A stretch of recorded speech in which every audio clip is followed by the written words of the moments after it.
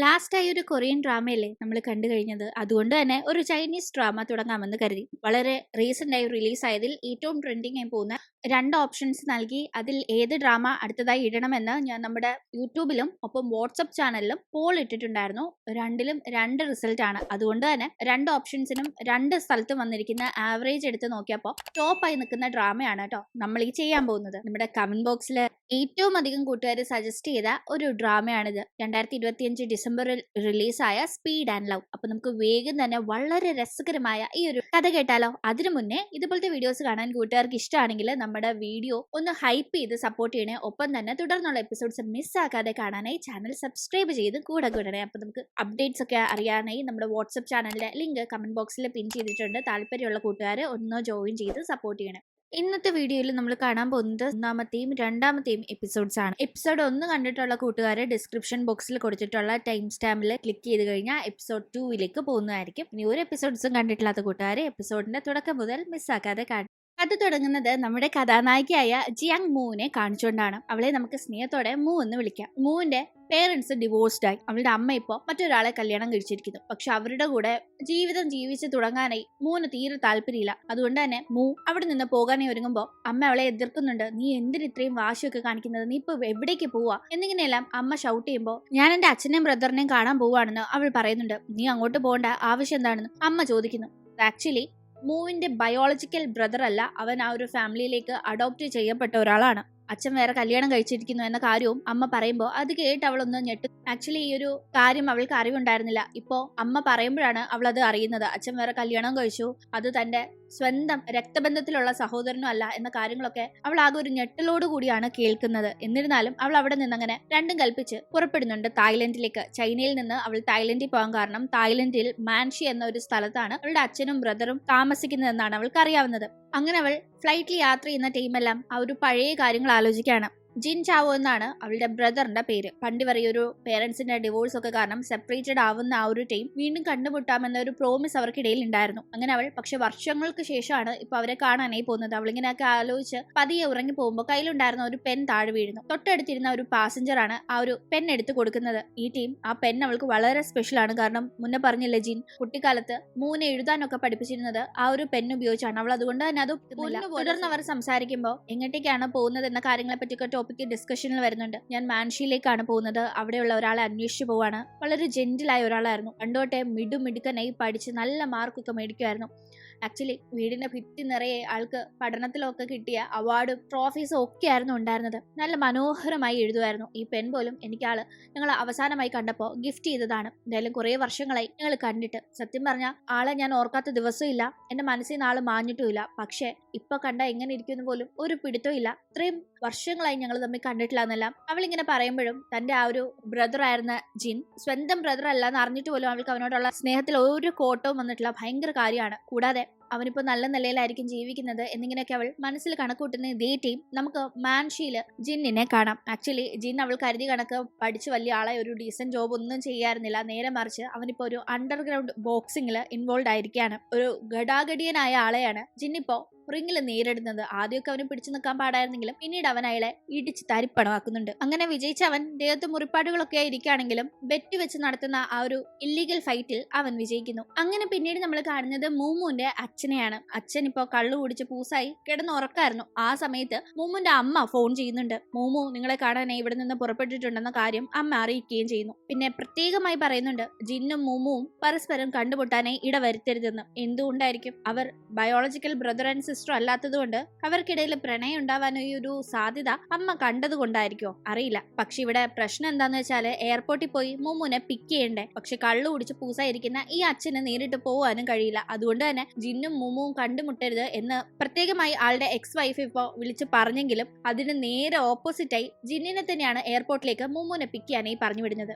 അങ്ങനെ അച്ഛൻ വിളിച്ച് മൂമുനെ എയർപോർട്ടിൽ പോയി പിക്ക് ചെയ്യണമെന്ന് ജിന്നിനോട് പറയുന്ന കേട്ടെ അവൻ ആ ഒരു അണ്ടർഗ്രൗണ്ട് ബോക്സിംഗ്, അതായത് അനധികൃതമായി നടക്കുന്ന ബെറ്റിന്റെ അടിസ്ഥാനത്തിലുള്ള ആ ഒരു ബോക്സിംഗ് ഒക്കെ കഴിഞ്ഞ് അതിൽ വിജയിച്ച് ഇടിയും കൊണ്ടിരിക്കുന്ന ആ ഒരു പരുവത്തിലാണ്. അവൾ വർഷങ്ങൾക്ക് ശേഷം ഇവിടെ വരുന്നു എന്നത് അവനെ എക്സൈറ്റ് ചെയ്യിപ്പിച്ചെന്നറിയില്ല. എന്തായാലും ഇപ്പൊ അവനാകെ ടെൻഷൻ ആവുന്നുണ്ട്. കാരണം ഈ ഒരു കോലത്തിൽ അവളുടെ മുന്നിൽ എങ്ങനെ പോകും? കാരണം ലാസ്റ്റ് ആയി പിരിഞ്ഞപ്പോൾ അവൾ നല്ല രീതിയിൽ പഠിച്ച് മിടിക്കണം എന്ന് ആശംസിച്ച അവനും നന്നായിരിക്കണം എന്നതാണ് അവളും ആഗ്രഹിക്കുക അല്ലെ. പക്ഷെ അങ്ങനൊന്നും ആവാതെ, അല്ലെങ്കിൽ അവൾ എങ്ങനെയാണോ അവസാനം അവനെ കണ്ടത്, വളരെ ജെന്റിലായ വളരെ എക്സലന്റ് ആയ ഒരു പയ്യനായിട്ടാണ്. പക്ഷെ ഇപ്പൊ അതിനൊക്കെ നേരെ ഓപ്പോസിറ്റ് ആയി ഇതുപോലെ അനധികൃതമായ ബോക്സിംഗിലൊക്കെ ഇടികൊടുത്തും കൊണ്ടും ഇരിക്കുന്ന അവസ്ഥയിൽ അവൾ അവനെ കാണുക എന്നത് അവനെ സംബന്ധിച്ച് അത്ര സുഖകരമായ ഒരു കാര്യമായിരുന്നില്ല. അതുകൊണ്ട് തന്നെ അവൻ ആകെ കൺഫ്യൂസ്ഡ് ആവുന്നുണ്ട് ഇപ്പോ എന്ത് ചെയ്യുന്നു. എന്തായാലും അവൻ അത്യാവശ്യം റെഡി ആയി തന്നെ അവളെ എയർപോർട്ടിലേക്ക് പിക്ക് ചെയ്യാൻ പോകുന്നുണ്ട്. പക്ഷെ അപ്പോഴും മുഖത്ത് മുറിവും കാര്യങ്ങളും ഉണ്ട്. അങ്ങനെ ഫ്ലൈറ്റ് ലാൻഡ് ചെയ്ത് മൂമു എയർപോർട്ടിന് പുറത്തേക്ക് വരുമ്പോഴേക്കും അവിടെ അവൾ പുതിയൊരു ടൂറിസ്റ്റ് ആണ്, ഒറ്റയ്ക്കാണ് വന്നിരിക്കുന്നത് എന്ന് ഒറ്റ നോട്ടത്തിൽ തോന്നുന്ന അവിടെ ഉണ്ടായിരുന്ന ചില ശല്യക്കാർ അവളെ ശല്യപ്പെടുത്താനായി ചെല്ലുന്നുണ്ട്. പക്ഷെ ഇത്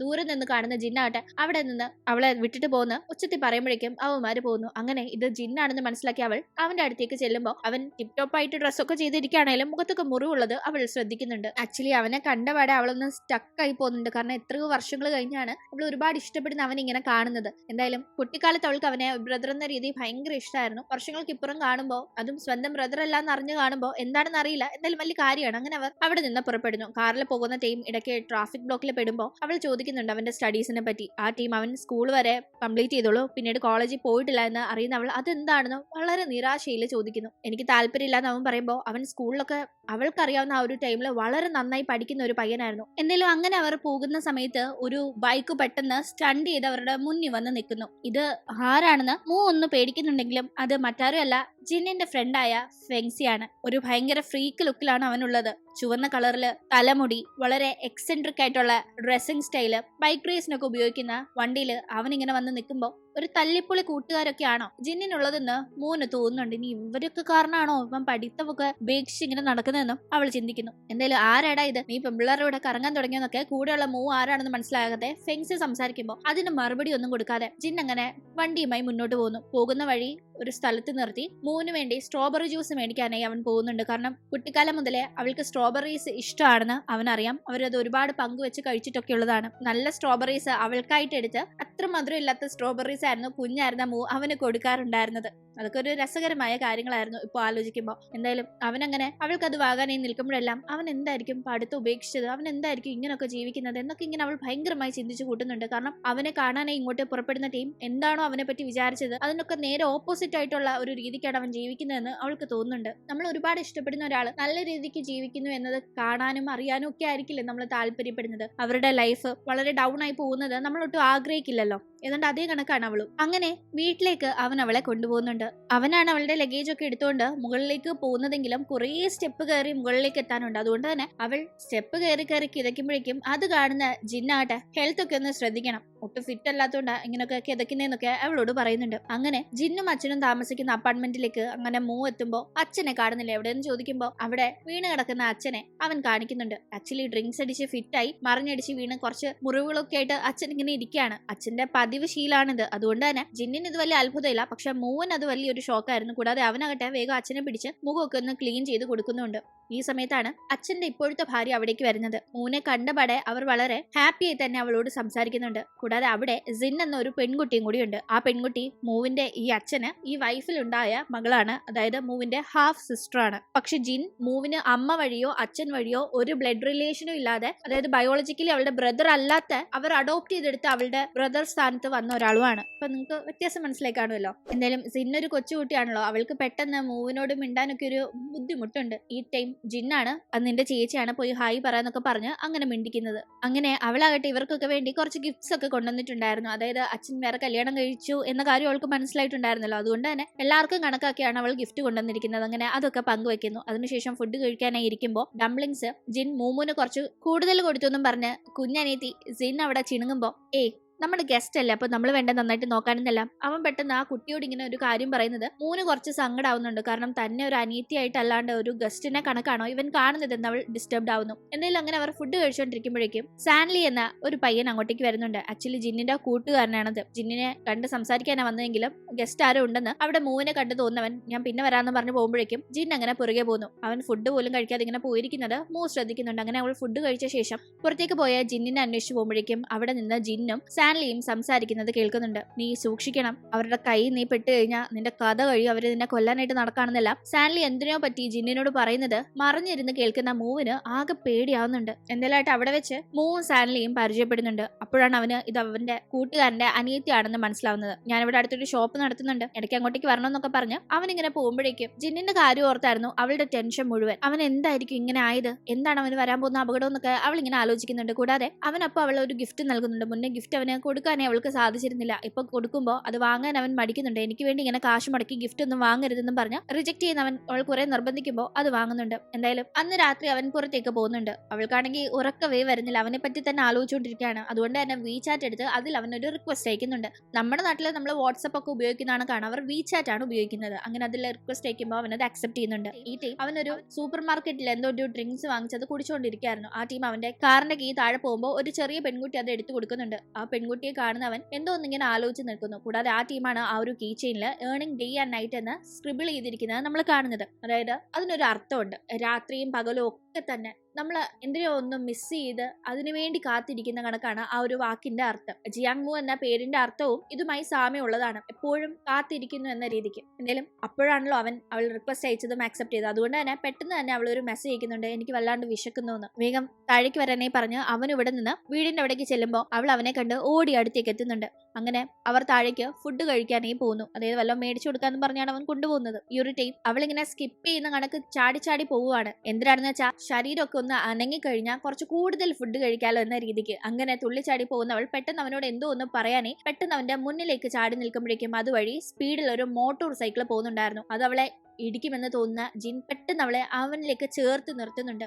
ഈ ടീം രണ്ടുപേരും ഒന്ന് ബ്ലാങ്ക് ആയി പോകുന്നുണ്ട്. അതായത് അത്രയും അടുത്ത് പരസ്പരം കണ്ണും നോക്കി നിൽക്കുമ്പോൾ അവൾക്ക് എന്തോ വല്ലാത്തൊരു ഫീലിങ്സ് തോന്നുന്നുണ്ട്. സ്വന്തം ബ്രദറിനെ കണക്ക് കുറച്ചുനാൾ അവന്റെ കൂടെ കളിച്ചും ചിരിച്ചും ഒക്കെ അവൾ ജീവിച്ചതാണെങ്കിലും വർഷങ്ങൾക്കിപ്പുറം കാണുന്ന ടീം അവൻ സ്വന്തം ബ്രദർ അല്ല എന്ന് തിരിച്ചറിഞ്ഞ ഒരു മൊമെന്റ് അവൾക്ക് എന്തോ അവനോട് ഒരു ക്രഷ് ഫീൽ ചെയ്ത് തുടങ്ങുന്നുണ്ട്. അതുകൊണ്ട് തന്നെ പെട്ടെന്ന് അവൾ അവന്റെ അടുത്ത് നിന്ന് ചമ്മി മാറി പോകുന്നുണ്ട്. അവളാകട്ടെ പെട്ടെന്ന് ചമ്മലില് പോകേണ്ട വഴി അല്ലാണ്ട് ഓപ്പോസിറ്റ് നടന്നു പോകുമ്പോൾ അങ്ങോട്ടല്ല ഇങ്ങോട്ടാണെന്ന് പറഞ്ഞ് അവൻ തിരിച്ചു വിളിക്കുന്നു. അങ്ങനെ അവനാകട്ടെ അവളെ ഒരു തിരക്കുള്ള നൈറ്റ് മാർക്കറ്റിലേക്കാണ് കൊണ്ടുപോകുന്നത്. അവിടെയുള്ള ഏറ്റവും തിരക്കുള്ള ഒരു കടയിൽ നിന്ന് തന്നെ എനിക്ക് ഫുഡ് വേണമെന്ന് അവൾ പറയുമ്പോൾ അവൻ അങ്ങനെ കൂട്ടിക്കൊണ്ട് പോകുന്നുണ്ട്. എന്ത് ഓർഡർ ചെയ്യണമെന്ന് പക്ഷെ അവൾക്ക് ഒരു ഐഡിയ ഇല്ല. തുടർന്ന് അവനാണ് ഓർഡർ ചെയ്യുന്നത്. അങ്ങനെ ഫുഡിനായി വെയിറ്റ് ചെയ്ത് അവിടെ ഇരിക്കുന്ന ടൈം അവൾ അവനോട് സംസാരിക്കുന്നു. ഞാനിപ്പോ അമ്മയുടെ വീട്ടിൽ നിന്ന് വന്നത് തിരിച്ച് അങ്ങോട്ടേക്ക് പോകാനായിട്ടുള്ള ഒരു പ്ലാനിലും അല്ല എന്നിങ്ങനെ അവൾ ഗസ്റ്റ് അല്ല എന്നത് അവൻ ഓർമ്മപ്പെടുത്തുന്ന കണക്ക് സംസാരിക്കുന്നുണ്ട്. ഒപ്പം തന്നെ ഇവർ ലാസ്റ്റ് ആയി എന്ന് കണ്ടുപിരിഞ്ഞില്ലേ കുട്ടിക്കാലത്ത്, അതിനുശേഷമുള്ള അവന്റെ ലൈഫിനെ പറ്റി ചോദിക്കുമ്പോൾ അവൻ ചുരുക്കം ചില വാക്കുകൾ അവന്റെ ലൈഫിനെ സമ്മറൈസ് ചെയ്യുന്നുണ്ട്.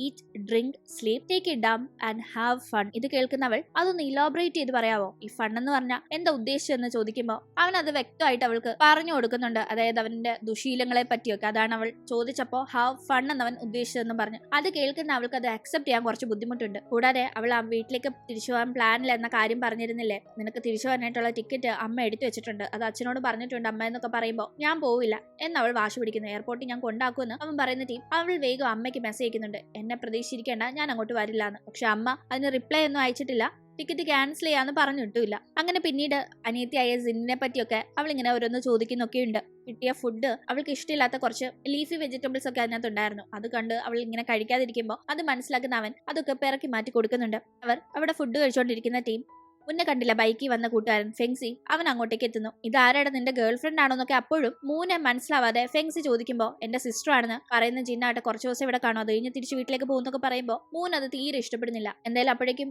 ഈ കൂട്ടുകാരൻ ഇവിടെ ഇരുന്നോണ്ട് ബിയറൊക്കെ വാങ്ങിച്ച് കുടിക്കാനായിട്ടുള്ള പ്ലാനാണ്. ജിന്നിനെ നിർബന്ധിച്ച് കുടിക്കാൻ നോക്കുന്നു. ജിന്നിന് അപ്പൊ കുടിക്കാൻ വലിയ താല്പര്യമില്ല, പക്ഷെ നിർബന്ധിച്ച് കുടിപ്പിക്കാൻ നോക്കുന്നു മനസ്സിലാക്കുന്ന മൂവാട്ടെ ഫുഡ് മര്യാദയ്ക്ക് കഴിച്ചില്ലെങ്കിൽ പോലും വേഗം അവിടെ നിന്ന് പോകാനായി ബില്ല് എടുക്കാനായി വെയിട്രസിനോട് പറയുന്നുണ്ട്. എന്തായാലും അവൾ കൂടെ ഉള്ളപ്പോൾ കുടിക്കാനായി ജിന്നിനും താല്പര്യമില്ലായിരുന്നു. അങ്ങനെ ഇവർ പോകാനായി എഴുന്നേൽക്കുമ്പോൾ മുന്നത്തെ ആ ഫ്രണ്ട് പറഞ്ഞ കണക്ക് തന്നെ ഒരു കാര്യം ഇവനോട് പറയുന്നുണ്ട്, നീ സ്നേഹിയെ സൂക്ഷിച്ചോ, നിന്നെ കൈ കിട്ടിയ റെഡിയാക്കുന്നു പറഞ്ഞാൽ അയാൾ നടക്കുന്നതെന്നൊക്കെ ഫെങ്സിയും പറഞ്ഞു പോകുമ്പോൾ ജിന്നത് വലിയ കാര്യമാക്കുന്നത് അവിടെ നിന്ന് പോകാനേ ഒരുങ്ങുമ്പോൾ എന്താ സംഭവം, ആരെ ഈ സ്നേഹിക്കുന്നൊക്കെ, എന്തോ അപകടം ഇവന്റെ പിറകെ ഉണ്ടെന്ന് മനസ്സിലാക്കി അവൻ ടെൻഷനിൽ ചോദിക്കുന്നുണ്ട്. പക്ഷെ അവനതിന് മറുപടി പറയും മുന്നേ അങ്ങോട്ടേക്ക് കുറച്ച് പേരെത്തുന്നു. ഇവർ ജിന്നിനെ ആക്രമിക്കാനായി വന്നതാണെന്ന് മനസ്സിലാക്കുന്ന ഫെങ്സി അവരെ ഡിസ്ട്രാക്ട് ചെയ്യാനായി നോക്കുന്നുണ്ടെങ്കിലും ജിന്നിനെ അവർ അവിടെ കാണുകയും അവർക്കും ജിന്നിനും ഇടയിൽ ഭയങ്കരമായി അവിടെ ഫൈറ്റ് നടക്കുകയും ചെയ്യുമ്പോൾ ഇതൊക്കെ കണ്ട് മൂ ആകെ പേടിച്ചിരിക്കുകയാണ്. അപ്പോഴേക്കും ഒരു താക്കോൽ ജിന്നിന് നേരെ എറിഞ്ഞു കൊടുത്ത് ഫെങ്സി രക്ഷപ്പെടാനായി പറയുമ്പോൾ അവൻ ആ ബൈക്കും എടുത്ത് അങ്ങനെ അവിടെ നിന്ന് അവളുമായി പോകുന്നുണ്ട്. തുടർന്ന് അവർ ഭയങ്കര സ്പീഡിൽ ഇങ്ങനെ പോവാണ്. ഈ സമയത്തെല്ലാം അവൾ വളരെ ടൈറ്റായി അവനെ പിടിച്ചിങ്ങനെ ഇരിക്കുന്നു. അവന്റെ അടുത്ത് അങ്ങനെ ചേർന്നിരിക്കുമ്പോൾ പണ്ട് തൊട്ടേ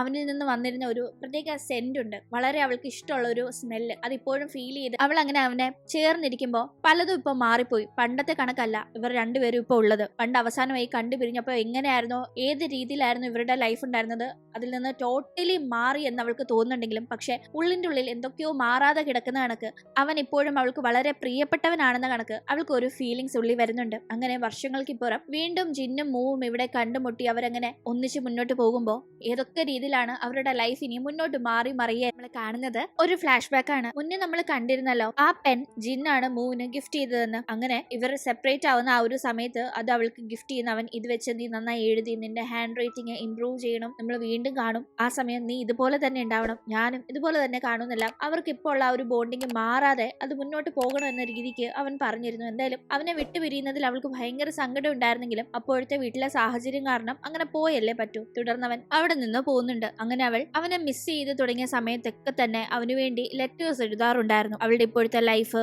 അമ്മ ആ വീട്ടിൽ നിന്ന് താമസം മാറി അങ്ങനെ പുതിയ സ്കൂളിൽ അവള് ചേർന്നതും അങ്ങനെ ഓരോരോ കാര്യങ്ങളും. സമ്മർ വെക്കേഷൻ ആവുമ്പോൾ അവൻ കാണാനേ എത്തുമെന്നൊക്കെ അവൾ പ്രതീക്ഷിക്കുന്നുണ്ടായിരുന്നു. അങ്ങനെ ദിവസങ്ങൾ കടന്നുപോയി. അവൾ എഴുതുന്ന കത്തുകൾക്ക് ഒരു റിപ്ലൈ പോലും വരാണ്ടാകുമ്പോൾ അവൾ വളരെ ഡിസപ്പോയിന്റഡ് ആവുന്നുണ്ട്. തുടർന്ന് ലാസ്റ്റായി അവൻ എഴുതിയ കത്തിൽ അവൾ പറയുന്നുണ്ട്, ഞാനിത് ആർക്ക് വേണ്ടി ഈ കത്തുകൾ എഴുതുന്നത്, എനിക്കൊരു റിപ്ലൈ പോലും വരുന്നില്ലല്ലോ, എന്തായാലും ഞാൻ ഇത് നിർത്താം, ഇനി ഞാൻ കത്തൊന്നും എഴുതില്ല, ഞാൻ മിസ്സൊന്നും ചെയ്യില്ല, കാരണം എനിക്കിവിടെ പുതിയ ക്ലാസ്മേറ്റ്സും ഫ്രണ്ട്സും ഒക്കെ ഉണ്ട്, ഞാൻ അവരുടെ കൂടെ ഹാപ്പിയായി എന്റെ ലൈഫിന്റെ പുതിയൊരു ചാപ്റ്റർ തുടങ്ങാൻ പോവാ, ഇനി ഞാൻ കത്ത് എഴുതില്ല എന്ന് പറഞ്ഞാണ് ലാസ്റ്റായി ആ ഒരു പരിഭവത്തോടെയാണ് അവൾ അവന് വേണ്ടിയുള്ള കത്തെഴുത്ത് അവസാനിപ്പിച്ചത്. അങ്ങനെ ആ ഒരു ഫ്ലാഷ് ബാക്കിന് ശേഷം നമ്മൾ വീണ്ടും ഇപ്പൊ നടക്കുന്ന കാര്യങ്ങൾ കാണുമ്പോൾ മുന്നേ ആ ഒരു ഫൈറ്റിന്റെ അവിടെ നിന്ന് വണ്ടിയിൽ കയറി ജിന്നും മൂവും രക്ഷപ്പെട്ടിരുന്നല്ലോ, ഇപ്പൊ അവളെ സേഫ് ആയി മൂവ് അങ്ങനെ വീട്ടിലാക്കുന്നുണ്ട്. തുടർന്ന് അവൻ പുറത്തു പോകാനായി ഒരുങ്ങുമ്പോൾ അത് മനസ്സിലാക്കുന്നവൾ എന്ത് ഇവിടെ അല്ലേ കിടക്കുന്നത്, വേറെ എവിടെയെങ്കിലും പോകുന്നുണ്ടോ എന്നൊക്കെ ചോദിക്കുമ്പോൾ ഈ നിന്റെ കാര്യം മാത്രം നോക്കിയാൽ മതി എന്ന് അവളുടെ അടുത്തേക്ക് വന്നവൻ പറയുമ്പോൾ പിന്നെ അവളൊന്നും പറയാതെ നിൽക്കുന്നില്ല, കിടക്കാനായി പോകുന്നുണ്ട്. എന്തായാലും ആ ടീം അവൻ മുന്നേ അവൾ കൊടുത്ത ഗിഫ്റ്റ് അവിടെ ഇരിക്കുന്നത് നോക്കി നിൽക്കുന്നത് നമുക്ക് കാണാം. അതിനുശേഷം നേരെ അവന്റെ ഫ്രണ്ട്സിനെ കാണാനായി പോകുന്നുണ്ട്. അങ്ങനെ ഫ്രണ്ട്സിന്റെ കൂടെ അവൻ ഇരിക്കുമ്പോൾ ഇടയ്ക്കിടയ്ക്ക് അവൻ ഫോണിൽ നോക്കുന്നുണ്ട്. ഫ്രണ്ട്സ്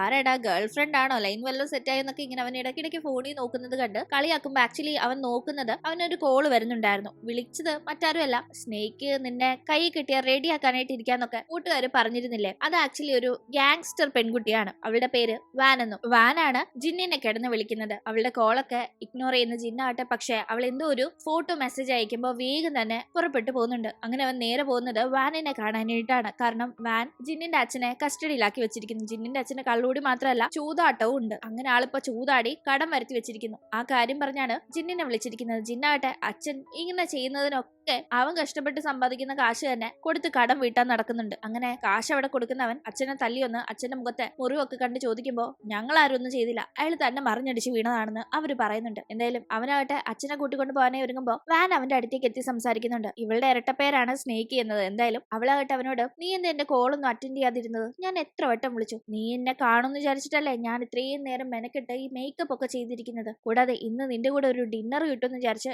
ഞാൻ ടോപ്പ് ഷെഫിനെ കൊണ്ട് നല്ലൊരു ഡിന്നറും അറേഞ്ച് ചെയ്തിട്ടുണ്ട്, നീ എന്റെ കൂടെ ഡിന്നറിന് വരികയാണെങ്കിൽ നിന്റെ അച്ഛൻ തരാനുള്ള കാശിന്റെ കണക്കൊക്കെ ഞാൻ അങ്ങ് എഴുതി തള്ളിയേക്കാം എന്നിങ്ങനെ അവൾ പറയുമ്പോ ഒരു ഡിന്നറിന് അത്രയും കാശ് നീ വേണ്ടാന്ന് വെക്കൊന്നും പറ്റില്ല. അവൻ ചോദിക്കുമ്പോ ഡിന്നറിന് ശേഷവും നീ എന്റെ കൂടെ നിക്കണോന്ന് അവൾ അവന്റെ അടുത്ത് പഞ്ചാര അടിക്കുന്ന ടീം അവന് ദേഷ്യം വരുന്നുണ്ട്. എന്തായാലും അപ്പോഴേക്കും കറക്റ്റ് ആ സമയത്ത് തന്നെ മൂവിന്റെ മെസ്സേജ് അവന് ലഭിക്കുന്നുണ്ട്. അത് കാണുന്നവൻ എനിക്ക് കുറച്ച് തിരക്കുണ്ടെന്നും പറഞ്ഞ് വേഗം അവിടെ നിന്ന് പോകുമ്പോൾ അവൻ ഇങ്ങനെ പോയല്ലോ എന്ന നിരാശയിൽ അവിടെ നിൽക്കുമ്പോൾ നിന്റെ ഈ അച്ഛനെ കൊണ്ടുപോടാന്ന് അവിടെയുള്ള അവളുടെ ഗുണ്ട സ്റ്റാഫ്സ് കിടന്ന് പറയുന്നുണ്ടായിരുന്നു. അവനാകട്ടെ മെസ്സേജ് കണ്ടപാടെ അച്ഛനെ പോലും കൂട്ടാതെ വേഗം അവിടെ നിന്ന് പോയിരുന്നു. ഉറങ്ങിയോ എന്നാണ് അവൾ ആദ്യം മെസ്സേജ് അയച്ചിരുന്നത്. അതവൻ കണ്ടതുകൊണ്ട് തന്നെ ഉറങ്ങിയിട്ടില്ല എന്ന് മനസ്സിലാക്കുന്ന അവളാകട്ടെ ലേറ്റ് ആവുന്ന ഉറങ്ങുന്ന വീണ്ടും അവന് മെസ്സേജ് അയക്കുന്നുണ്ട്. നാളെ വരുമോന്ന് അവൾ മെസ്സേജ് അയക്കുന്നുണ്ടെങ്കിലും അവന്റെ ഭാഗത്തുനിന്ന് ഒരു റിപ്ലൈ ഇല്ല. അങ്ങനെ അവൾ ഉറങ്ങാനായി പോകുന്നുണ്ട്. അടുത്ത ദിവസം രാവിലെ എണ്ണീറ്റ് വരുന്ന അവൾ അവന് കൊടുത്ത ഗിഫ്റ്റ് വെച്ചിരുന്നിടത്തില്ല എന്ന കാര്യം ശ്രദ്ധിക്കുന്നുണ്ട്. ഗിഫ്റ്റ് എടുത്തല്ലേ, തുറന്നു നോക്കിയോ, ഇഷ്ടമായോ എന്നൊക്കെ അവന് വേഗം മെസ്സേജ് അയക്കുന്നു. എന്തായാലും റിപ്ലൈ ഒന്നും വരുന്നില്ല. ആ സമയത്ത് ഇവിടെയുള്ള രണ്ടാനമ്മയെ മൂ കാണുന്നുണ്ട്.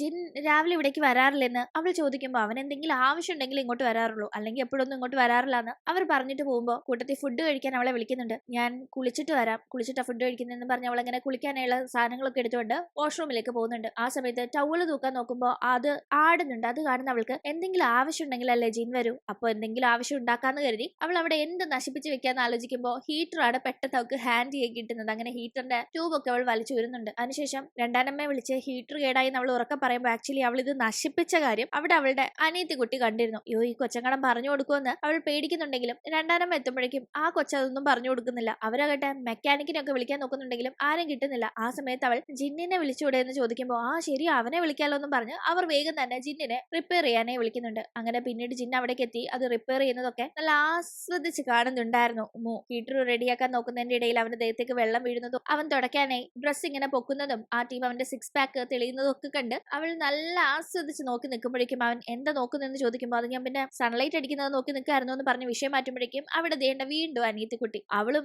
എന്തിവിടെ നടക്കുന്നെന്ന് മട്ടില് നോക്കുമ്പോഴേക്കും എന്താ നീയും സൂര്യനെ നോക്കാണോ എന്ന് ജീൻ ചോദിക്കുന്നുണ്ട്. എന്തായാലും വെള്ളം ലീക്ക് ആവുന്നത് ഞാൻ സ്റ്റോപ്പ് ചെയ്തിട്ടുണ്ട്. പൈപ്പ് പൊട്ടിയിരിക്കുക. പിന്നെ ഇത് ഓൾഡ് മോഡൽ വാട്ടർ ഹീറ്റർ ആയതുകൊണ്ട് തന്നെ ഇതിനൊരു റീപ്ലേസ്മെന്റ് പൈപ്പ് കിട്ടുക എന്നത് ഡിഫിക്കൽട്ട് ആണ്. അതുകൊണ്ട് പുതിയ ഒരെണ്ണം മേടിക്കാനായിട്ട് ഞാൻ ഓർഡർ ചെയ്തിട്ടുണ്ടെന്ന് അവൻ രണ്ടാനമ്മയോട് പറയുമ്പോൾ വെറുതെ കാശ് കളയണ്ടെന്ന് അവർ പറയുന്ന ടീം സാരയില്ലെന്നേ ഇത് പഴയതായതുകൊണ്ട് ഇത് റെഡിയാക്കാനൊന്നും പറ്റില്ല എന്ന് പറയുന്നവൻ സാൻലി വരും അവൻ ഫിക്സ് ചെയ്ത് തരുമെന്ന് പറയുമ്പോൾ അത് കേൾക്കുന്ന മൂവാട്ടെ അപ്പോ ജിൻ വരില്ലേ അത് റെഡിയാക്കാനെന്ന് ചോദിക്കുന്ന ടീം ഇല്ല എനിക്ക് വേറെ കുറച്ച് തിരക്കുണ്ടെന്ന് പറയുമ്പോൾ എന്താ ഇത്ര വേറെ തിരക്ക് എന്ന് അവളും ചോദിക്കുന്നു. കാരണം ഇവനെ ഒന്നും ഇവിടെ കിട്ടാൻ വേണ്ടിയാണല്ലോ അവളത് നശിപ്പിച്ചത്. അപ്പൊ അതിനെ റെഡിയാക്കാൻ അവൻ വരില്ല കൂട്ടുകാരനെ പറഞ്ഞിട്ടുണ്ടെന്ന് പറഞ്ഞപ്പോൾ അവക്കാകെ നിരാശ. എന്തായാലും അവളുടെ ചോദ്യത്തിന് നിനക്ക് ഇങ്ങനെ ചോദ്യം ചോദിക്കാതിരുന്നൂടെ എന്നൊരു ഉത്തരം നൽകി അവൻ പോകുമ്പോഴും അവൾക്ക് ഇവൻ ഇത് എവിടേക്കായി പോകുന്നതെന്ന് ഭയങ്കര ഡൗട്ട്. അതുകൊണ്ട് തന്നെ അവനെ ഫോളോ ചെയ്യുന്നുണ്ട്. തുടർന്ന് ഫോളോ ചെയ്തങ്ങനെ അവൻ റെയിൽവേ സ്റ്റേഷനിൽ വരെ പോകുന്നത് അവൾ മനസ്സിലാക്കുന്നു. അവൻ അപ്പോഴേക്കും ഇവൾ പുറകെ ഉണ്ടെന്ന് മനസ്സിലാക്കി എന്റെ പുറകെ വരണ്ട തിരിച്ചു പോകാനായി പറയുമ്പോൾ അവളായിട്ട് ചമ്മലം മറയ്ക്കാനായി അവൾ പുറകെ കൂടി എന്നത് അവൻ മനസ്സിലാക്കി എന്ന ഒരു നാണക്കേടിന്റെ പുറത്ത് അയ്യോ ഞാൻ ആരെയും ഫോളോ ചെയ്ത് വന്നൊന്നും അല്ല ഇത് കോയിൻസിഡൻസ് ഞാൻ അങ്ങനെ ഗ്രോസറി വാങ്ങാനായിട്ട് പുറത്തേക്ക് ഇറങ്ങിയപ്പോ ഇങ്ങനെ വളരെ യാദൃശികമായി നമ്മൾ കണ്ടുമുട്ടിയതാ എന്നൊക്കെ പറയുന്നുണ്ട്. അവനെ വിശ്വസിപ്പിക്കാനായി അവൾ ഒരു കത്തിയും പഴവും ഒക്കെ വാങ്ങുന്ന കണക്കെടുക്കുന്നുണ്ട്. ഓ ഈ പഴം വെട്ടാനാണോ ഈ കത്തിയെന്ന് അവൻ അത് കണ്ട് കളിയാക്കുകയും ചെയ്യുന്നു. നിനക്ക് എന്ത് വേണേലും നീ വാങ്ങിച്ചു കഴിച്ചോ ഷോപ്പിങ്ങിന് ഇറങ്ങിയ ധൃതിയിൽ കാശ് എടുത്തിട്ടുണ്ടാവില്ല അല്ലേ എന്നാ കാശും വെച്ചോന്ന് പറഞ്ഞു കുറച്ച് കാശ് അവളുടെ കൊടുത്ത് എന്റെ പുറകെ ഇനി വരരുത് ഷോപ്പ് ചെയ്തിട്ട് മര്യാദയ്ക്ക് പോക്കും എന്റെ പുറകെ വരരുതെന്ന് പറഞ്ഞ് അവൻ അവിടെ നിന്ന് പോകുന്നു. അങ്ങനെ അവൻ പോകുമ്പോൾ ഇങ്ങോട്ടേക്ക് വന്ന കാറിൽ തന്നെയാണ് അവൻ ഡ്രൈവ് ചെയ്ത് പോകുന്നത്. ഇങ്ങോട്ടേക്ക് അവനെ ഫോളോ ചെയ്ത് അവൾ ടാക്സിയിൽ വന്നെങ്കിൽ ഇപ്പൊ ഇവിടെ നിന്ന് അവൻ അത്രയും ഓൺ ചെയ്തിട്ടും പിന്മാറാൻ തയ്യാറാവാതെ അവളായിട്ട് അവനെ ഫോളോ ചെയ്യാൻ വേണ്ടി ഒരു മോട്ടറൈസ്ഡ് ട്രൈസൈക്കിൾ ഓടിക്കുന്ന ഒരാൾ അവിടെ പെട്ടെന്ന് കാണുമ്പോൾ അയാളോട് ജിന്നിന്റെ പുറകെ പോകാൻ വേണ്ടി അവളിങ്ങനെ സംസാരിക്കുന്ന ടീം അങ്ങോട്ടേക്ക് ഫെങ്സി എത്തുന്നുണ്ട്. ഫെങ്സിയെ കണ്ടപാടെ ഇവനെ വെച്ച് എവിടേക്കാണ് ജിൻ പോയതെന്ന് കണ്ടെത്താം എന്നൊരു ലഡ്ഡു അവളുടെ മനസ്സിൽ പൊട്ടുന്നുണ്ടായിരുന്നു. ഞാൻ ജിന്നിനെ കാണാനായിട്ട് പോവാണെന്ന് അവൾ പറയുമ്പോൾ ഞാനും ജിന്നിനെ കാണാനായിട്ട് പോവാ പക്ഷെ ജിന്നിനെ അങ്ങോട്ടേക്ക് ചെല്ലാൻ വിളിച്ചോന്ന് അവനൊരു ഡൗട്ടോട് കൂടി ചോദിക്കുമ്പോൾ പിന്നെ വിളിച്ചു അതുകൊണ്ടല്ലേ ഞാൻ പോകുന്നതെന്ന് അവളും പറയുന്നുണ്ട്. എന്തായാലും ഇവള് പറഞ്ഞ പ്രകാരം വിശ്വസിക്കുന്നവൻ ജിന്നുള്ള സ്ഥലത്തേക്ക് അവളെ കൂട്ടി പോകുന്നു. ആക്ച്വലി ജിന്നിനെ കൂട്ടുകാർ വിളിക്കുന്ന ഒരു നിക് നെയിം ഉണ്ട് ബ്രാൻഡി. അങ്ങനെ എന്തായാലും രണ്ടുപേരും കൂടി ചെന്ന് നിൽക്കുന്ന എവിടാ ജിൻ ബോക്സിംഗ് ചെയ്യാൻ പോയിരിക്കുന്നിടത്ത്. അവനാകട്ടെ ലീഗലായിട്ടുള്ള ബോക്സിംഗിലല്ല മറിച്ച് ബെറ്റൊക്കെ വെച്ച് ചെയ്യുന്ന അനധികൃതമായ ബോക്സിംഗ് നടക്കുന്ന സ്ഥലത്തേക്കാണ് ചെല്ലുന്നത്. അങ്ങനെ ആദ്യമായി ഒരു അണ്ടർഗ്രൗണ്ട് ബോക്സിംഗ് അരീനയിൽ എത്തുന്നുണ്ട്. അവിടെ എത്തുമ്പോഴാണ് അവൾക്ക് അപ്പോ ഇതിനാണല്ലേ ജിൻ പോയത് എന്ന കാര്യം മനസ്സിലാവുന്നത്. വെറുതെ അല്ല അവന്റെ മുഖത്തൊക്കെ ഇടികൊണ്ട് പാടുന്നു അവൾ അപ്പൊ തിരിച്ചറിയുന്നുണ്ട്. കൂടാതെ ആ ഒരു ബോക്സിംഗ് നടക്കുന്നിടത്ത് തന്നെ മുന്നേ നമ്മൾ കണ്ടില്ലേ സ്നേക്കി എന്ന പേരുള്ള വാൻ എന്ന പെൺകുട്ടിയെ അവളും അവളുടെ അച്ഛനും പിന്നെ മറ്റൊരു പുതിയ കഥാപാത്രമായ ലിന്നും ഒക്കെ അവിടെ ഇരിപ്പുണ്ട്. ഈ ലിന്നാണ് ഈ ബോക്സിംഗില് ജിന്നിന്റെ മേളില് ബെറ്റ് വെക്കുന്ന ആള്. ജിൻ ജയിക്കുമ്പോ ലിന്നിനാണ് കാശെല്ലാം കിട്ടുന്നതും അതിൽ നിന്ന് ഒരു പങ്കാണ് ജിന്നിന് കൊടുക്കുന്നതും. ഇനി ജിൻ തോറ്റ ലിന്നിനാണ് കാശ് പോകുന്നതും. ഇവർക്ക് ഓപ്പോസിറ്റ് ആയിട്ടുള്ള ബോക്സറിന്റെ മേലിൽ ബെറ്റ് വെക്കുന്നവരാണ് വാനും അവളുടെ അച്ഛനും ഒക്കെ. ഇന്ന് തന്നെ എപ്പോഴും ജയിക്കുന്ന ലിന്നിനെ തോപ്പിക്കാനായി പുതിയൊരു ബോക്സറെ വാനും അച്ഛനും കൂടി കളത്തിൽ ഇറക്കുന്നുണ്ട്. ആ ഒരു പുതിയ ബോക്സറിനെ പറ്റി ലിന്നിനോട് സ്റ്റാഫ് പറയുന്നുണ്ട് ഇതുവരെ അയാൾ മത്സരിച്ച മത്സരങ്ങളിലൊന്നും തന്നെ തോറ്റിട്ടില്ല എന്നല്ല. ഇതേ ടീം മത്സരത്തിന് വേണ്ടി പ്രിപ്പയർ ചെയ്യുന്ന ജിന്നിനെ നമുക്ക് കാണാം. ഒപ്പോണന്റ് ഭയങ്കര ബോക്സർ അതുകൊണ്ട് സൂക്ഷിച്ച് കൈയും കാലും ഒന്നും ഓടിക്കാതൊക്കെ നോക്കണമെന്നൊക്കെ ഒരു ഉപദേശം ജിന്നിന് ലിന്നിന്റെ ഒരു സ്റ്റാഫ് കൊടുക്കുമ്പോൾ അതൊക്കെ നോക്കാൻ എനിക്കറിയാവുന്ന പറ്റില്ല അവൻ വളരെ കോൺഫിഡന്റ് ആയി അവിടെ മത്സരിക്കാനായി ഒരുങ്ങുന്നുണ്ട്. ഇതേ ടീം അവന്റെ ഒപ്പോണന്റിനെ കാണുമ്പോൾ അടി വാങ്ങാൻ തയ്യാറാണെന്ന് ആ ഒപ്പോണന്റ് കളിയാക്കി അവനോട് സംസാരിക്കുമ്പോൾ നീ എന്നെ ഒന്നും ചെയ്യാൻ പോകുന്നില്ല എന്ന മട്ടില് ജിൻ അത് കേട്ട് പുച്ഛിച്ച് ചിരിക്കുന്നുണ്ട്. അങ്ങനെ മത്സരം തുടങ്ങുന്നതിന് മുന്നേ ലിന്നും വാനിന്റെ അച്ഛനും അവിടെ ഈ ബോക്സസിന്റെ മുകളിൽ ബെറ്റ് വെക്കുന്നുണ്ട്. പുതിയ ഒപ്പോണന്റ് ആള് വളരെ വലിയ ഭീകരനാണെന്നൊക്കെ കേട്ടെങ്കിലും ലിന്നിന് ജിൻ വിജയിക്കും എന്നതിൽ വിശ്വാസമുള്ളത് കൊണ്ട് തന്നെ നല്ലൊരു തുക അവന്റെ മുകളിൽ ബെറ്റ് വെക്കുന്നു. ഇത് കേട്ട് വാനിന്റെ അച്ഛനും കുറച്ച് വലിയ തുക തന്നെ ബെറ്റ് വെക്കുന്നുണ്ട്. അത് കേട്ട് വാൻ അച്ഛൻ ഇത് ശരിയാവോ എങ്ങാണം പണി വാളി എന്തെടുക്കും എന്നൊക്കെ ചോദിക്കുമ്പോൾ അവിടെ ഉണ്ടായിരുന്ന വാനിന്റെ ബ്രദർ എന്താ നിനക്ക് നമ്മുടെ ബോക്സറിൽ ഒരു വിശ്വാസം ഇല്ലേ അതോ ബ്രാൻഡി ആണോ നിനക്ക് വിശ്വാസം എന്നെല്ലാം ജിന്നിനോടാണോ വാനിന് വിശ്വാസം എന്നെല്ലാം അവിടെ ഇരുന്ന് പിറുപിറുക്കുന്നുണ്ട്. അങ്ങനെ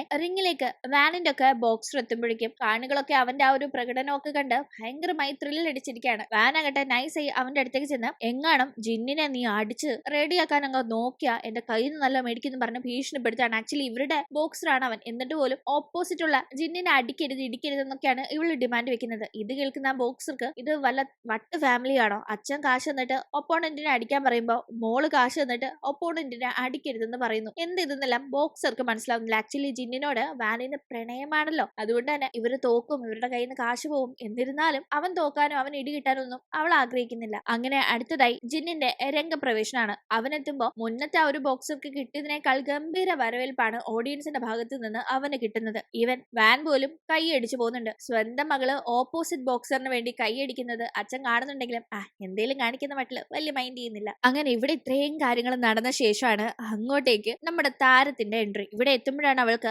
ജിന്നിന് ബ്രാൻഡി എന്നൊരു പേരും ഉണ്ടോ എന്ന് അറിയുന്നത്. അവൾ അതിനെപ്പറ്റി ഫെങ്സിയോട് ചോദിക്കുമ്പോൾ ബ്രാൻഡി എന്നതിന്റെ ചൈനീസ് അർത്ഥം നിനക്ക് അറിയാമായിരിക്കുമല്ലോ എന്ന് അവൻ അവളോട് പറയുമ്പോൾ എന്താ അതിന്റെ ചൈനീസ് അർത്ഥം എന്ന് കൂട്ടുകാർക്ക് അറിയാവോ? അറിയാമെങ്കിൽ കമന്റ് ഇടാൻ മറക്കല്ലേ. ഇവിടെ അങ്ങനെ കാര്യങ്ങൾ നടക്കുമ്പോഴേക്കും ജിന്നും ഒപ്പോണന്റും തമ്മിലുള്ള ഫൈറ്റ് സ്റ്റാർട്ട് ചെയ്തിട്ടുണ്ടായിരുന്നു. ഇത് കാണണ്ട, കണ്ട എന്തെങ്കിലും ഡിസ്ട്രാക്ഷൻ ജിന്നിന് വന്നാലോ എന്ന് തോന്നുന്ന ഫെങ്സി പെട്ടെന്ന് അവളെ ഡിസ്ട്രാക്ട് ചെയ്യാനേ നോക്കുന്നു. അതിന് മറ്റൊരു കാരണം എന്താണെന്ന് വെച്ചാൽ അപ്പോഴേക്കും ഒപ്പോണന്റിന്റെ കയ്യിൽ നിന്ന് നന്നായി തന്നെ ജിൻ ഇടി മേടിക്കുന്നുണ്ടായിരുന്നു. എന്തായാലും അപ്പോഴേക്കും കാര്യങ്ങളിൽ ഒരു കിടപ്പുവശം അവിടെ നിന്ന് മനസ്സിലാക്കുന്നുണ്ട്. അതായത് അവിടെയുള്ള ബോക്സേഴ്സിന്റെ മേളിൽ വെച്ചവരെ പറ്റിയും റിംഗില് ഇടി കൊടുത്തും കൊണ്ട് നിൽക്കുന്ന ലിന്നിനെ പറ്റിയും അവന്റെ ഒപ്പോണന്റ് ആയ ആ ബോക്സിംഗ് ചാമ്പ്യനെ പറ്റിയും ഒക്കെ തന്നെ അവർക്ക് ആകെ ടെൻഷൻ ആവുന്നുണ്ട്. ജിന്നിന് എന്തെങ്കിലും പറ്റുമോ എന്ന് പേടിയാവുന്ന അവൾ ഫെങ്സിയോട് എത്രയും പെട്ടെന്ന് ജിന്നിനെ അതിൽ നിന്നൊന്ന് രക്ഷപ്പെടുത്തി കൊണ്ടുവന്നൊക്കെ പറയുമ്പോൾ അതങ്ങനെ ചെയ്യാൻ പറ്റുമോ? ഇതൊക്കെ കാശ് പറ്റി വെച്ചുള്ള പണിയാ, അങ്ങനെയൊന്നും കൊണ്ടുവരാൻ പറ്റില്ല എന്നെല്ലാം അവൻ പറയുമ്പോൾ എന്റെ ബാങ്കിലുള്ള എല്ലാ കാശും ഞാൻ എടുത്തു തരാം, പ്ലീസ് ആ ഒരു ഇടി എങ്ങനെയെങ്കിലും നിർത്തി ജിന്നിനെ ഒന്ന് കൂട്ടിക്കൊണ്ട് വന്ന് പറഞ്ഞ് അവൾ അവിടെ റിക്വസ്റ്റ് ചെയ്യാണ്. എന്തായാലും അവിടെ റിങ്ങിനകത്ത് ജിൻ വാങ്ങുന്ന ഓരോ ഇടിക്കും ഇവിടെ മൂവിന്റെ ഹൃദയമാണ് പൊട്ടുന്നത്. അവളുടെ കണ്ണൊക്കെ നിറഞ്ഞൊഴുകി അവള് നേരെ നോക്കാൻ പറ്റാതെ ആകെപ്പാട്ട് ഡിസ്റ്റർബ്ഡ് ആയി ഇവിടെ കണ്ണും അടച്ച് നിൽക്കാണ്. അവനപ്പോഴേക്കും നല്ല ഇടി കൊണ്ട്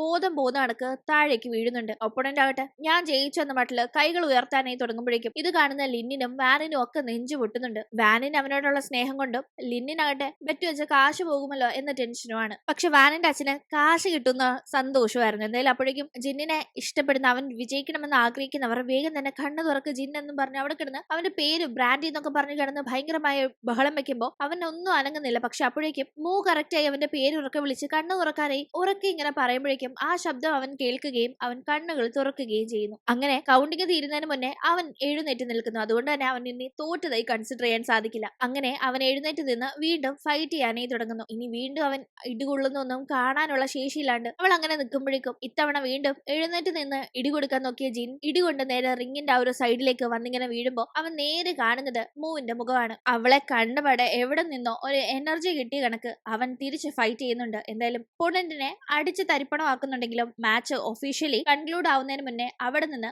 ജിൻ വേഗം റിങ്ങിന് പുറത്തേക്ക് ഇറങ്ങി വന്ന് അവിടെ ഉണ്ടായിരുന്ന മൂവിനെ പിടിച്ച് അവിടെ നിന്ന് ഒരു ഒറ്റ ഓട്ടമായിരുന്നു. അവനാണ് ജയിച്ചത്. പക്ഷെ അതിന് അംഗീകാരങ്ങൾ ഏറ്റുവാങ്ങിയ ഒരു കൺക്ലൂഷൻ അവൻ നിന്നിരുന്നില്ല. അവനാകട്ടെ ഇങ്ങനെ ഒരു പെൺകുട്ടിയും കൊണ്ട് അവിടെ നിന്ന് ഓടിപ്പോയത് വാനിന് തീരെ ഇഷ്ടപ്പെട്ടിരുന്നില്ല. അവൾ ആകെ ഒരു കലിപ്പ് തീർക്കുന്നത് മുന്നില് ഫെങ്സിയെ കിട്ടുമ്പോ അവന്റെ കാരണം അടിച്ചു പൊട്ടിച്ചാണ്. പറ ആരാത്, അവന്റെ ഗേൾ ഫ്രണ്ട് ആണോ എന്ന് ചോദിക്കുമ്പോ അവന് ലവിലൊന്നും ഇൻട്രസ്റ്റ് ഇല്ലാന്ന് അറിയാവുന്നല്ലേന്നല്ല ഫെങ്സിയും പറയുന്നു. അപ്പോഴേക്കും വാനിന്റെ അച്ഛനാകട്ടെ ആ ഒരു ബോക്സറിന്റെ അടുത്ത് നിന്നൊക്കെ എന്തിനു കൊള്ളാം, എന്തേലും അവനെ വെറുതെ വിടരുത്, ഇന്ന് രാത്രി തന്നെ അവനിട്ട് നല്ല പണി കൊടുക്കണമെന്നല്ല പറഞ്ഞ് ഏർപ്പാടാക്കുന്നുണ്ട്. അപ്പോഴേക്കും മോനെ പുറത്ത് കൂട്ടിക്കൊണ്ട് വന്നിട്ടുണ്ടായിരുന്ന ജിന്നാകട്ടെ നീ എങ്ങനെ ഇവിടേക്ക് വന്നതെന്ന് ചോദിക്കുമ്പോൾ അവൾ ഒന്നും മിണ്ടാതെ അവൻ അടി കൊണ്ടതും ഒക്കെ ആലോചിച്ച് ഇങ്ങനെ സങ്കടപ്പെട്ടിരിക്കുമ്പോ അടി കിട്ടിയത് എനിക്കല്ലേ, അന്ന് നിനക്കെന്താ പ്രശ്നമെന്ന് അവൻ ചോദിക്കുന്നുണ്ട്. മുന്നേ നീ ഇങ്ങനൊന്നും അല്ലായിരുന്നു എന്ന് അവൾ പറയുമ്പോൾ അവൻ അതിന് മറുപടിയില്ല. നിന്നെ ഞാൻ വേഗം തന്നെ വീട്ടിൽ കൊണ്ടാക്കാന്ന് അവൻ പറയുമ്പോൾ ഞാൻ പോവില്ല എന്ന് അവൾ വാശി പിടിക്കുമ്പോൾ എന്നെ പറ്റി മനസ്സിലാക്കണമെന്ന് നീ വിചാരിച്ച കാര്യങ്ങൾ മനസ്സിലായില്ലേ, രാവിലെ നീ ചോദിച്ച ചോദ്യത്തിന് എനിക്ക് ചില തിരക്കുണ്ടെന്ന് ഞാൻ ഉത്തരം പറഞ്ഞപ്പോ അത് എന്താണെന്ന് അറിയാനില്ലേ നീ എന്റെ പുറകിന് വന്നത്, അതിപ്പോ മനസ്സിലായില്ല, പിന്നെ എന്തിനാ ഇവിടെ നിൽക്കുന്നതെന്ന് ചോദിക്കുമ്പോൾ അവൻ ആക്ച്വലി ഇവിടെയുള്ള വീട്ടിലേക്കല്ല അവളെ കൊണ്ടുപോകാൻ നോക്കുന്നത്, തിരിച്ചവളെ അവളുടെ അമ്മയുടെ അടുത്തേക്ക് പറഞ്ഞു വിടാൻ നോക്കുകയാണെന്ന് മനസ്സിലാക്കുന്ന അവൾ ഒരിക്കലും പോവില്ല എന്ന് അവനോട് പറയുന്നുണ്ട്. അങ്ങനെ അവൻ